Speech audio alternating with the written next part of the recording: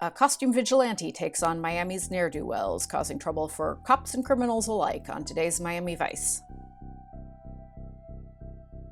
Miracle Man was directed by Alan Myers and was written by Robert Bragan from a story idea by Gillian Hovarth and Robert Ward.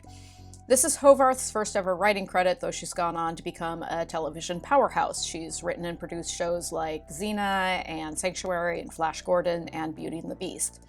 This is the second of Miami Vice's 4 so-called Lost episodes, and while the idea of costume superheroes on Miami Vice may seem like a terrible idea, bear with me, it's better than it sounds. An undercover Crockett and Tubbs meet with a lowlife named Torres who has ripped off a pair of high-powered dealers named Aguilar and Perena. They're getting ready to make the bust when they're interrupted by the arrival of a gun-wielding man in a half-assed superhero costume who calls himself Miracle Man, who is dedicated to ridding Miami of drugs. Torres splits, and Miracle Man chases him, leaving his gun behind. Crockett picks up the gun and takes a big bite out of the muzzle. And yeah, the gun is made out of chocolate, but still, that's a pretty weird thing to do at a crime scene. Crockett will then disappear for the rest of the episode because he and Castillo are testifying in a case upstate, so Tubbs will be partnered with Switek. At headquarters, Police Commissioner Henry Williford, who we met a few episodes back in Miami Squeeze, orders Tubbs and Switek to let a reporter named Eric Terry follow them around on an investigation. Eric Terry is played by Zach Grenier, whom we saw in Season 3's Teresa. Tubbs and Switek are strongly opposed to this, since undercover work is supposed to be, not televised. But Williford thinks it'll bring some great PR to the police department. Torres turns up dead, no doubt whacked by Aguilar and Perena for stealing their drugs. Switek and Tubbs arrive at the crime scene only to find Miracle Man rallying the crowd to help him bring down Miami's drug dealers. Miracle Man, by the way, whose real name is Georgie Esteban, is played by Jose Perez, who we've seen before in a very different role. He was the murderous drug lord in Junk Love who was also raping his daughter. Switek and Tubbs have a chat with Georgie and order him not to interfere with their investigation, but their warning falls on deaf ears. We meet the drug lords, Aguilar and Perena, who are played respectively by Daniel Rojo and Young and the Restless's John Castellanos. Aguilar and Perena arrange to meet with Tubbs and Switek to sell some blow. Georgie visits Izzy, who turns out to be his cousin. Eric Terry and his camera crew show up at Izzy's place, wanting to book Georgie to appear on Terry's talk show to talk about his vigilante work. Tubbs and Switek arrive at a club to do business with Aguilar. Before they can make a move, Georgie arrives, followed by Terry and his camera crew. As Miracle Man, Georgie performs a citizen's arrest on Aguilar on drug possession charges. Perena accepts a payment of cash from one of his dealers, and then he's promptly attacked by Miracle Man, who swoops down from the ceiling, knocks him out, and steals the cash. Georgie freely distributes the cash to the people living in his barrio, while Izzy naturally sets up a Miracle Man merch stand. A vengeance-driven Aguilar drives by and sprays the area with bullets. No one's hurt, but Tubbs and Switek bustle Georgie into a safe house to get him off the street. At the safe house, Gina bonds with Georgie, who tells her he used to be a drug user, and then his young daughter died of an overdose after she became an addict trying to emulate him. Tubbs and Switek meet with Aguilar and Perena and try to set up another deal. Perena tells them he'll make a deal if they take care of Miracle Man for him. When Tubbs and Switek return to the safe house, they find Georgie gone, having split after locking Gina in the bathroom.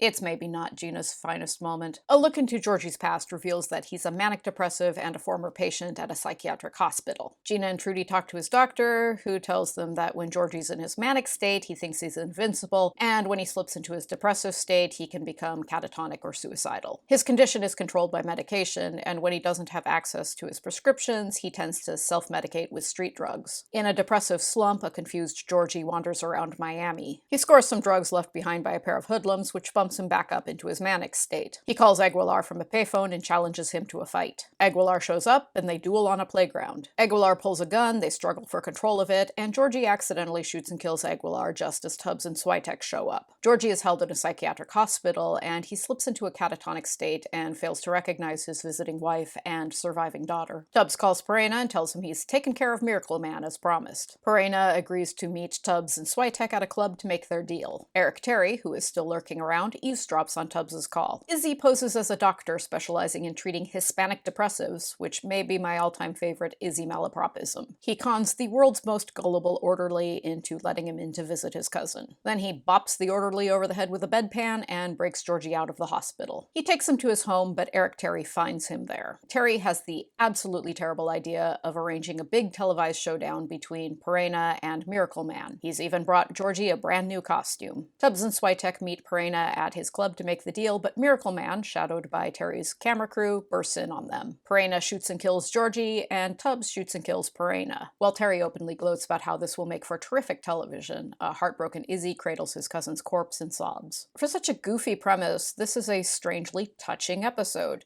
Miracle Man, Georgie, turns out to be a surprisingly complex character, and the episode has some fairly sophisticated insights into how people with mental illnesses can be exploited in the way that Eric Terry shamelessly manipulates Georgie into his death for the sake of television ratings. Jose Perez gives a notable performance. It's really hard to think of Miracle Man as being the same actor as the villainous drug lord from Junk Love. Izzy has not been used much at all this season, but this episode in particular uses him very well. Because Izzy is a lovable scam artist and petty criminal who hatches endless doomed schemes while speaking in adorable malapropisms, it's easy to view him just as comic relief. But there are a few episodes, like this one and like A Bullet for Crockett, where Izzy openly grieves over a critically injured Crockett, where he seems like a three-dimensional character. Yeah, that goofy premise is a hard sell, and it's not a great episode, but it's good enough to earn 3 flamingos from me.